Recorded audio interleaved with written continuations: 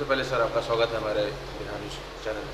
धन्यवाद जी, सबसे पहले जानना चाहेंगे सर आपके क्षेत्र में नलजल क्या है? नलजल की स्थिति थोड़ी ख़राब है हमारे यहाँ। नलजल में जैसे जहाँ पे भी मुझे लगता है राज्य सरकार के द्वारा जो हमारा इसका वार्ड वाइज जो करता था काम वो करवाया है, तो वो तो चल रहा है ठीक।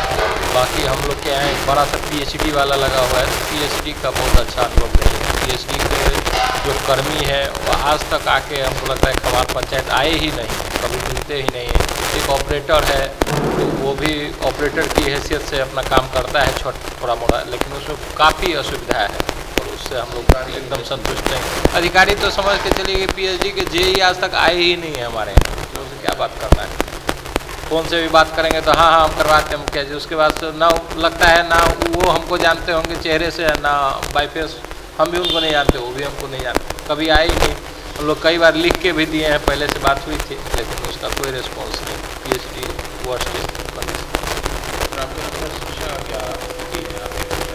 शिक्षा की स्थिति में बहुत सुधार हुआ है। इधर से जब से टीचर की बहाली हुई, बहुत भारी मात्रा में शिक्षक आ गए हैं हमारे यहाँ, पढ़ाते भी हैं, उस समय कहीं कोई दिक्कत नहीं है। भवन में भी बहुत सुधार हुआ है, बहुत सारा NTPC वगैरह VCSR फंक्शन दिया है हमारे यहाँ भवन, और उसमें बहुत सुधार है। MLC है हम लोग के मदद मोहन जी, उन्होंने भी कमरा दिया है। बहुत सुधार है शिक्षा में, पिछले 2 साल में 1.5 साल में बहुत सुधार।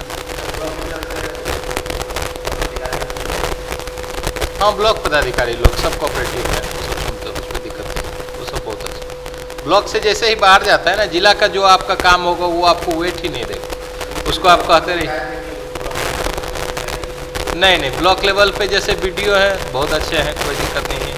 CO हैं, पहले दीपक जी थे, अभी नए आए हैं, हालांकि वेट हुई है, लेकिन बहुत अच्छे यंग हैं, डायनामिक हैं, सुनते हैं। तो जो तरीके की बात होगी, जो काम की बात होगी वो सुनते हैं। अब आप कुछ अपना इन्फ्लुएंस करना चाहते हैं तो हो सकता है वो दरकिनार कर दिए। मनरेगा के अफसर हैं हमारे, बहुत अच्छे हैं, बहुत अच्छा सुनते हैं, काम करते हैं, करवाते हैं।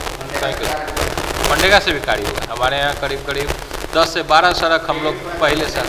हाँ, पेमेंट भी है, थोड़ा लेट होता है, 1 साल लग जाता है करीब पेमेंट होने में, लेकिन काम हुआ, अच्छा काम हुआ है और पेमेंट भी सब क्लियर है हमारे यहाँ, नहीं कोई दिक्कत। आप मान के चलिए आवास योजना भी ठीक है। आवास योजना में सबसे बड़ी शिकायत है कि आवास योजना आप मान के चलिए हमारे कार्यकाल से पहले की जो सूची है अभी तक वो भी नहीं हम लोग दे पाए। मान के चलिए कि 200 से 250 लोगों की सूची है, उसमें से 50 या 60 लोगों को ही हम लोग दे पाए हैं आवास का लाभ। ये बहुत ही दुखद है। लोग यहाँ जो है सो हर साल बारिश में, मतलब सब लोगों के घर में पानी लगा हुआ है, 5-5 फीट 4-4 फीट कहते हैं, तो हम लोग असहाय हैं, कुछ कर नहीं पाते हैं वैसी स्थिति में। ये बहुत दुखद स्थिति है। प्रधानमंत्री शिक्षा में बहुत सुधार है। दूसरा एक हम लोग का कमज़ोर पहलू है, हम लोग चाह के भी कुछ नहीं कर पाते हैं। आयुष्मान कार्ड जो आया है, इसमें कुछ नहीं कर पा रहे हैं हम लोग। एक 2008 के पहले का ही मुझे लगता है कि सर्वे है, उसी के आधार पे आज तक सरकार बनी, सरकार ने उसको बहुत एक्सपोजर दिया कि आयुष्मान कार्ड, लेकिन सच यही है उसका कि वो जो डेटाबेस है उसी में प्रॉब्लम है। वो लोग जिनको एक्चुअल में मिलना चाहिए उन लोगों को आज तक नहीं मिल रहा है, क्योंकि उसमें नाम जोड़ने कोई प्रक्रिया ही नहीं है, कोई प्रक्रिया नहीं है। अगर कोई आदमी ऐसा कह रहे हैं तो एकदम झूठ बात है कि उसमें कोई नाम जोड़ा जा सकता है। एक डाटाबेस है और बहुत कंसोलिडेटेड है, उसी से आप, उसमें अगर आपका नाम है तो आपको आयुष्मान का लाभ मिलेगा, नहीं तो नहीं मिलेगा। ऐसी स्थिति में गांव में, परिवेश में जहां गरीब लोग हैं, बहुत लोगों को हम लोग चाह के भी नहीं बनवा पा रहे हैं, क्योंकि हमारे हाथ बंधे हुए हैं, उस डाटाबेस में उनका नाम नहीं है। तो ये राशन की स्थिति ठीक है, कुल मिला के राशन का कहिएगा तो ठीक है, राशन मिल रहा है, बहुत ज़्यादा दिक्कत नहीं है। थोड़ा बहुत होता है लेकिन बहुत ज़्यादा दिक्कत नहीं है। राशन